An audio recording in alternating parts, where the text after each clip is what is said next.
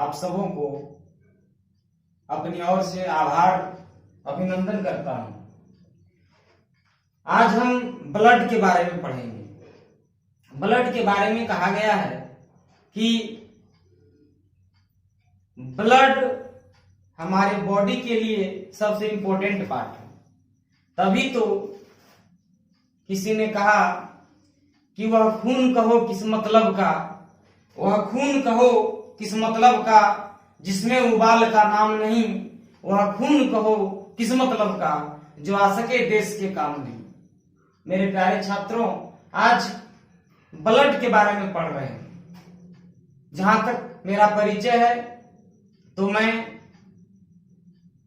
Shashi sir के नाम से जाना जाता हूं और मैं आज आप लोगों को अपने study channel Shashi sir study IQ में हार्दिक अभिनंदन करता हूं, स्वागत करता हूं। आज हम लोग पढ़ेंगे साथियों ब्लड के बारे में।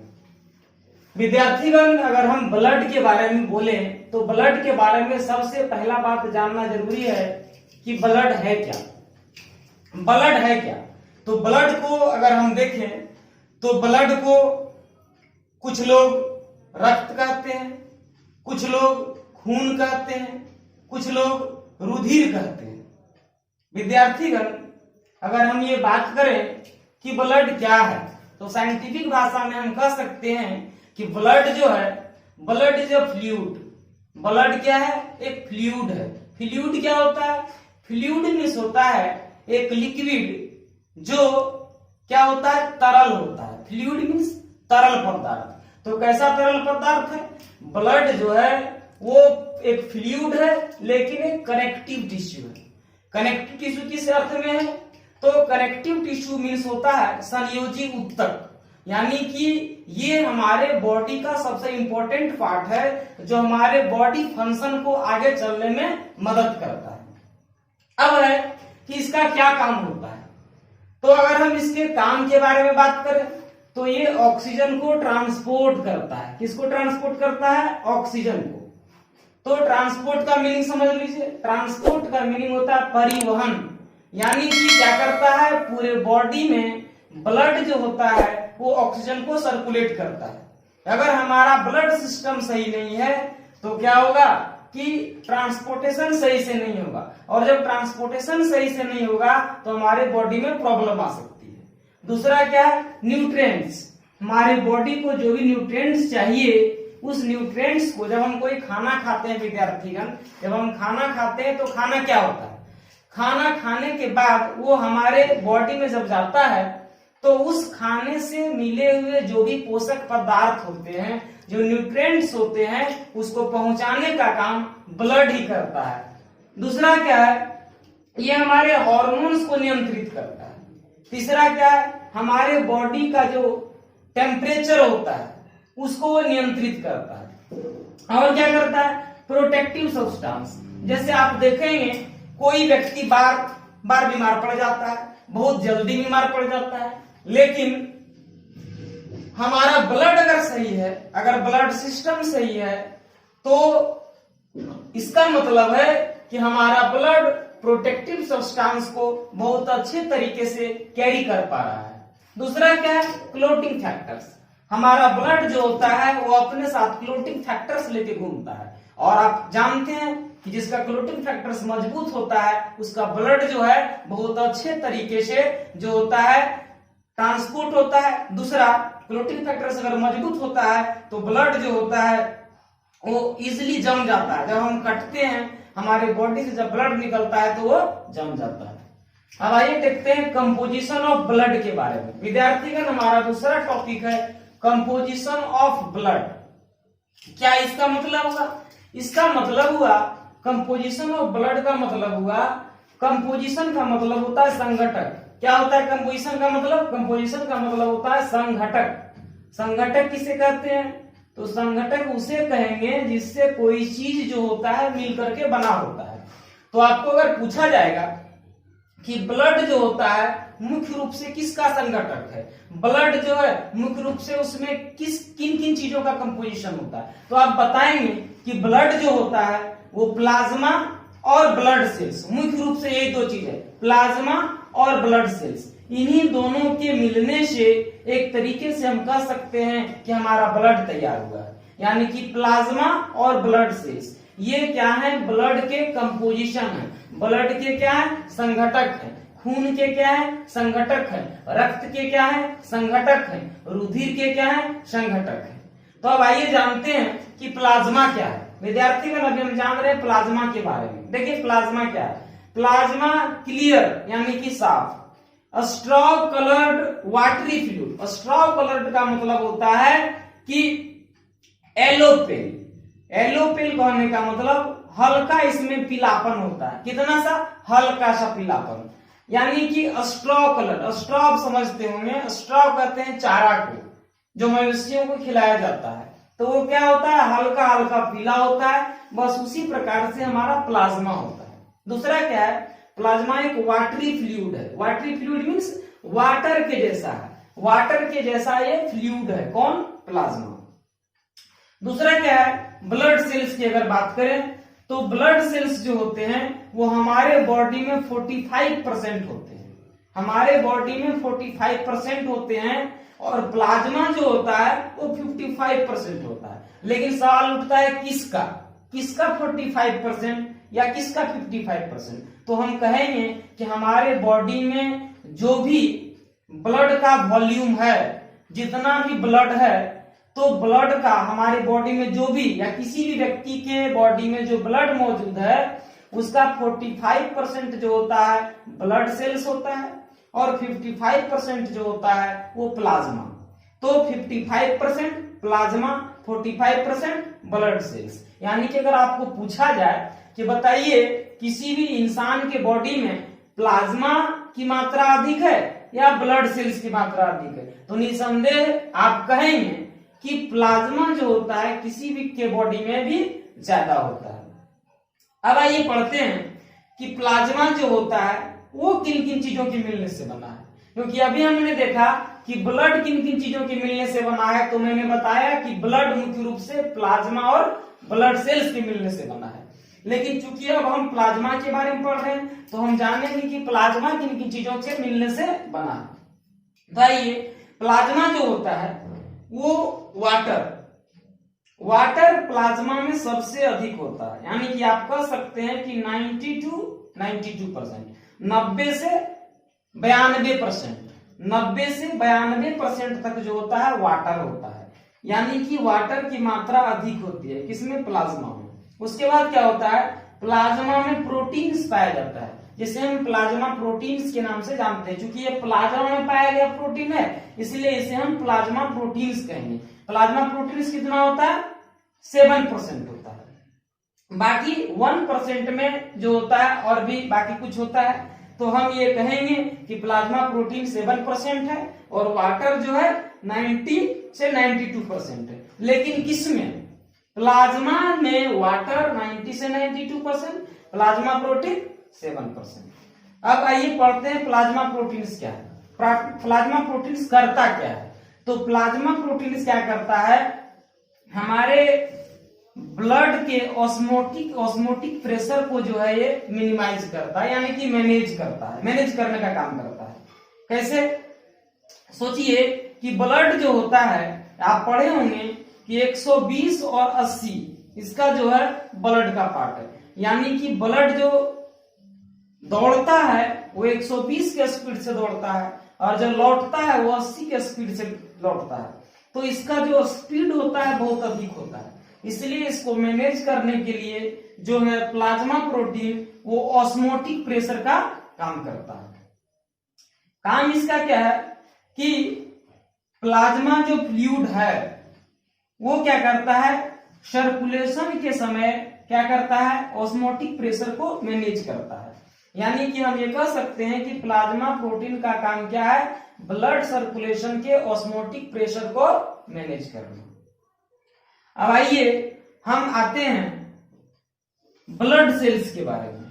तो ब्लड सेल्स हमने पहले ही बता दिया कि हमारे बॉडी में जो भी ब्लड है उसमें ब्लड सेल्स जो होते हैं वो कितने होते हैं, 45% होते हैं। अब देखते हैं कि ब्लड सेल्स में क्या क्या चीज पाए जाते हैं। तो ब्लड सेल्स में विद्यार्थीगण पाए जाते हैं आरबीसी, दूसरा डब्ल्यूबीसी और तीसरा ब्लड प्लेटलेट्स। आरबीसी को आप कह सकते हैं रेड ब्लड सेल्स, डब्ल्यूबीसी को आप कह सकते हैं व्हाइट ब्लड सेल्स, और इसे आप क्या कहेंगे ब्लड प्लेटलेट्स। यानी कि आप ऐसे कह सकते हैं हिंदी में इसे आरबीसी को श्वेत रक्त कणिका के नाम से जाना जाता है, लाल रक्त कणिका के नाम से जाना जाता है, जबकि डब्ल्यूबीसी को श्वेत रक्त कणिका के नाम से जाना जाता है। और ब्लड प्लेटलेट्स जो है यही ब्लड सेल्स का एक पार्ट है।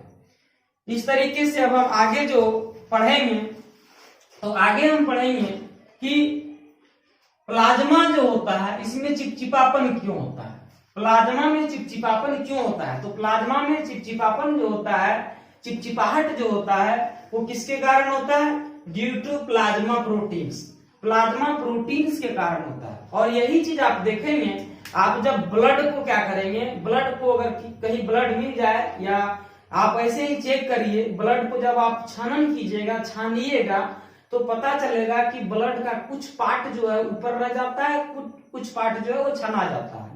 तो जो पार्ट ऊपर रह जाता है विद्यार्थीगण, वो प्लाज्मा प्रोटीन्स है, और उसे हम क्या करते हैं प्लाज्मा प्रोटीन्स के नाम से जानते हैं। तो हम यहाँ आगे क्या पढ़ रहे हैं कि विस्कोसिटी जो होता है, प्लाज्मा विस्कोसिटी, यानी कि प्लाज्मा में जो विस्कोसिटी होता है वो किसके कारण होता है, प्लाज्मा प्रोटीन्स के कारण होता है। तो प्लाज्मा प्रोटीन्स यानी कि प्लाज्मा में मौजूद प्रोटीन्स, प्लाज्मा में कौन कौन से प्रोटीन मौजूद हैं, तो आप बताएंगे कि एल्बुमिन मौजूद है, एल्ब्यूमिन इसको पढ़ते हैं, इसको कहते हैं फाइब्रोनोजेन, फाइब्रोनोजेन मौजूद है, और ग्लोबुलिन्स है। तो इन तीनों का अलग अलग काम है। अगर हम देखेंगे इन तीनों का अलग अलग काम है, जैसे मैंने लिखा है एल्बुमिन, एल्बुमिन क्या करता है, तो हमारा ब्लड जो गाढ़ा होता है वो एल्बुमिन के कारण होता है। अगर ब्लड का गाढ़ापन घट जाए, इसका मतलब एल्बुमिन की मात्रा में कमी आ गई है। एल्बुमिन क्या है, तो हमारे ब्लड में पाया जाने वाला, स्पेशली हम यूं कहें तो हमारे ब्लड के प्लाज्मा में पाया जाने वाला पहला प्रोटीन का नाम एल्बुमिन है। दूसरा का नाम है फाइब्रोनोजेन। फाइब्रोनोजेन क्या करता है, तो जो ब्लड क्लोटिंग होता है, कोई अगर आपसे पूछे कि ब्लड क्लोटिंग जो होता है वो किस प्रोटीन के कारण होता है, तो हम बताएंगे कि जो ब्लड क्लोटिंग होता है वो फाइब्रोनोजेन के कारण होता है। ब्लड क्लोटिंग किसके कारण होता है, फाइब्रोनोजेन के कारण। ब्लड में गाढ़ापन किसके कारण होता है, एल्बुमिन के कारण। ब्लड में गाढ़ापन किसके कारण होता है, एल्बुमिन के कारण। ब्लड में क्लोटिंग किसके कारण होता है, फाइब्रोनोजेन के कारण। अब क्या है कि हमारा बॉडी जो होता है वो डिफेंस भी करता है, यानी कि बाहरी बीमारियों से बचाता है। तो वो किसके कारण बचाता है, ग्लोबुलिन्स के कारण। ग्लोबुलिन्स का काम क्या है, तो इसका काम है हमें रक्षात्मक सुरक्षा प्रदान करना। अब देखिए ब्लड का पीएच वैल्यू, पीएच स्केल की अगर बात करें तो पीएच स्केल जो होता है विद्यार्थीगण 0 से 14 तक बना होता है। 0 से 14, 0 से 14, 0 से 14, ये क्या है, पीएच का पैमाना है, इसलिए इसे हम पीएच स्केल कहते हैं। लेकिन बहुत कम ही विद्यार्थी लोग जानते हैं कि पीएच का मतलब क्या होता है। पीएच का मतलब होता है पोटेंशियल ऑफ हाइड्रोजन, या हम इसे पावर ऑफ हाइड्रोजन के नाम से जानते हैं। अब इसमें क्या है कि 0 से 14 है तो उसे 3 स्थान पर निहित किया गया है, 0 to 7 एंड 7 to 14। तो अगर हम इसके बारे में बात करें तो 7 जो है हमारा न्यूट्रल होता है, जिसमें कि वाटर आता है। वाटर का पीएच मान अगर पूछा जाएगा तो 7 होगा। 7 से नीचे यानी कि हम कह सकते हैं कि 0 to 7, 0 to 7 जो होता है वो एसिड होता है, यानी कि अम्लीय प्रवृत्ति होता है। तो किसी भी पदार्थ का अगर पीएच वैल्यू 0 से 7 के बीच में 1 हो, 2 हो, 1.5 हो, 2.5 हो, कुछ भी हो, 0 से 7 के बीच लेकिन होना चाहिए, 7 नहीं होगा, 0 से 7 के बीच, 0 से 7 के बीच है, इसका मतलब है कि क्या होगा, अम्ल होगा। अगर 7 है तो वो न्यूट्रल होगा, और अगर 7 से ऊपर माने 7 से कुछ भी अधिक हो और वो 14 के लगभग हो, यानी कि हम कह सकते हैं कि इवन 8 से 14, तो आप कह सकते हैं कि 8 से लेकर के 14 तक जो होगा वो बेस होगा, यानी कि 7 से ऊपर बेस जाता है और 7 से नीचे एसिड होता है। बेस को हम भस्म अथवा क्षार कहते हैं और एसिड को हम हिंदी में अम्ल कहते हैं। तो 7 से नीचे अम्ल हो गया, 7 से ऊपर जिसे हम बेस कहते हैं, क्षार कहते हैं, वो हो जाता है। अब हम देखिए इधर पढ़ते हैं, तो आगे हम पढ़ते हैं कि मानव शरीर में ब्लड जो होता है वो कितना होता है। तो मानव शरीर में, किसी भी मानव के शरीर में जो ब्लड होता है वो उसके वजन का 7% होता है, उसके वजन का 7% होता है। इसलिए आपका वेट सही रहना जरूरी है। सही वेट यानी कि आपके अकॉर्डिंग टू योर हाइट, आपके हाइट के अनुसार, आपके एज के अनुसार आपका जो वजन है वो रहना चाहिए। ये एक स्वस्थ इंसान की पहचान है। अब सवाल उठता है कि मेल में कितना होता है ब्लड और फीमेल में कितना होता है। तो एक बात आप जानिए कि मेल में करीबन जो होता है वो 5.5 लीटर ब्लड पाया जाता है, 5.5 लीटर लगभग। और अगर फीमेल की बात करें तो 5 लीटर पाया जाता है, यानी कि आधा लीटर ज्यादा ब्लड जो होता है मेल में होता है। अब अगर कोई पूछ दे, विद्यार्थी अगर आपसे कोई सवाल करे कि ऐसा बताइए ना कि मेल में आधा लीटर क्यों होता है ज्यादा और फीमेल में आधा लीटर क्यों कम होता है, तो एक आदमी से हम पूछे थे कि ऐसा क्यों होता है। तो वो आदमी कहा ना कि शादी के बाद जो है वो क्या करती है, आधा लीटर चूसने के लिए खाली रखती है, क्या ब्लड चूसेगी। बताइए विद्यार्थी कहीं से उचित है? नहीं। आप निसंदेह अगर अच्छे विद्यार्थी होंगे तो कहेंगे कि ना ऐसा नहीं होता है। आप खुद सोचिए कि ब्लड चूसने के लिए नहीं बना है, विद्यार्थीगण चूसने के लिए बहुत चीज बना है, ब्लड नहीं बना है। तो आधा लीटर कम क्यों होता है? अरे आधा लीटर जो कम होता है ना वो हीमोग्लोबिन के कारण होता है। हीमोग्लोबिन की मात्रा जो होती है वो 14 ग्राम डेसीलीटर, 14 ग्राम पर डेसीलीटर मेल में होती है और 13 ग्राम पर डेसीलीटर फीमेल में होती है। तो ये नहीं कि चूसने के लिए कम बेसी होता है। आप समझ जाइए विद्यार्थीगण, चूसने के लिए सब नहीं बना है। आप सिंपल सा बात समझिए कि हीमोग्लोबिन, जिसको हम लोग शॉर्ट में एचबी भी कहते हैं, हीमोग्लोबिन को रिप्रेजेंट करते हैं एचबी से। अगर कोई पूछे कि हीमोग्लोबिन को किससे रिप्रेजेंट करते हैं, तो विद्यार्थीगण हीमोग्लोबिन को हम एचबी से रिप्रेजेंट करते हैं, एचबी से। सुन लीजिए, एचबी से। अरे कभी नहीं कहिएगा कि आधा लीटर कम बेसी क्या होता है। आपको हम क्यों बताएं?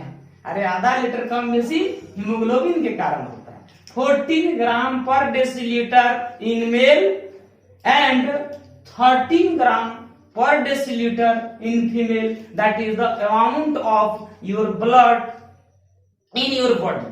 आपके ब्लड में ऐसा सिस्टम बना हुआ है, इसलिए कम बेसी होता है।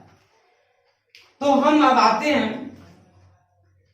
एक छोटा सा लेकिन बहुत ही जानदार चीज, बहुत कम ही लोग जानते हैं कि रक्त के निर्माण की प्रक्रिया यानी कि ब्लड के फॉर्मेशन की प्रक्रिया को क्या कहते हैं। तो ब्लड के फॉर्मेशन की प्रक्रिया को यानी कि the process of formation of blood is known as haemopoiesis. Haemopoiesis के नाम से विद्यार्थीगण यही है हीमोपोइसिस। इसको कहा जाता है ब्लड के निर्माण की प्रक्रिया, यानी कि ब्लड जैसे जैसे निर्माण हुआ ना, हर चीज को निर्माण होने का अपना एक वे है और उस प्रोसेस का नाम होता है, तो उसे हम कहते हैं हीमोपोइसिस। क्या कहेंगे? हीमोपोइसिस। लेकिन अगर ब्लड का अध्ययन किया जाए, जैसे हम लोग कहते हैं कि सेल के अध्ययन को क्या कहते हैं? साइटोलॉजी कहते हैं। उसी तरीके से विभिन्न चीजों के अध्ययन का अलग अलग नाम है।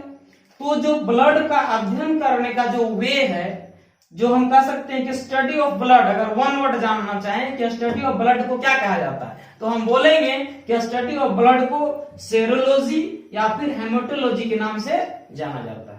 सेरोलॉजी या हेमेटोलॉजी। अब देखिए ब्लड का निर्माण, अरे ब्लड का निर्माण कहाँ होता है? तो मैक्सिमम, जैसे देखिए इसका क्वेश्चन फंसा सकता है आपको, आपको एकदम फंसा देगा। और जानते हैं दुनिया फंसाने में बड़ा तेज है, तो आपको फंसा देगा। कैसे? देखिए, हंसिए नहीं, फंसाने में दुनिया तेज है। दुनिया दो तरीके से फंसा लेती है। एक कैसे फंसा लेती है? तो क्वेश्चन में, और एक बात बात में। तो आइए आपको क्वेश्चन में फंसाते हैं। निर्माण, देखिए बच्चा जो होता है ना, एकदम बच्चा, बच्चा मतलब जब अंदर में है, वो कहाँ है? अंदर में। तो अंदर में बच्चा जब तक है, चाहे वो 1 महीना के रहे, चाहे वो 5 महीना के रहे, चाहे वो 2 महीना के रहे, यहां पर है। देखिए यहां अंदर में जब रहेगा तो वो इम्ब्रायो कहलाएगा। और जब तक वो पेट के अंदर है, शुरू में तो इम्ब्रायो कहलाएगा, लेकिन वो तभी तक इम्ब्रायो है जब तक वो अंदर है। जैसे भट्ट से बाहर आया विद्यार्थी का बड़ा हो गया, अब वो बच्चा हो गया। लेकिन जब तक वो मां के गर्भनाल से जुड़ा है, जब तक वो मां के पेट के अंदर है, तब तक उसमें जो ब्लड फॉर्मेशन होगा ना, वो लीवर के थ्रू होगा। तो आपको फंसा सकता है कि ब्लड फॉर्मेशन कैसे होता है। तो आप देख लीजिए क्वेश्चन में क्या पूछा है। अंदर में जो है उसके बारे में पूछ रहा है कि बाहर में जो है उसके बारे में पूछ रहा है। तब बाहर में जो है ना, उसमें बोन मैरो से होता है। बच्चा जैसे ही मां के पेट से दुनिया में आया, तब बोन मैरो जो होता है वो क्या करता है? बनाना शुरू कर देता है। लेकिन ये लीवर में कैसे बनता है? अरे जब बच्चा पेट के अंदर होता है तो उसका हार्ट डेवलप नहीं होता है, लसर लसर करता है, लचलचाता है। तो आप कहिए कि लीवर में बनता है। बच्चा का ब्लड लीवर में बनता है। एडल्ट में ना मोर 18 साल हो गए, 18 साल से ऊपर, या कह सकते हैं कि जो दुनिया में आ गया, दोनों चीज। वैसे अगर एडल्ट को पूछे तो आप जानबे करते हैं एडल्ट का 18 साल से ऊपर या 18 प्लस। लेकिन नॉर्मली आप जानिए कि बच्चा जो होता है ना, उसका जो ब्लड होता है वो बोन मैरो में तैयार होता है। इसको हिंदी में कहते हैं अस्थि मज्जा।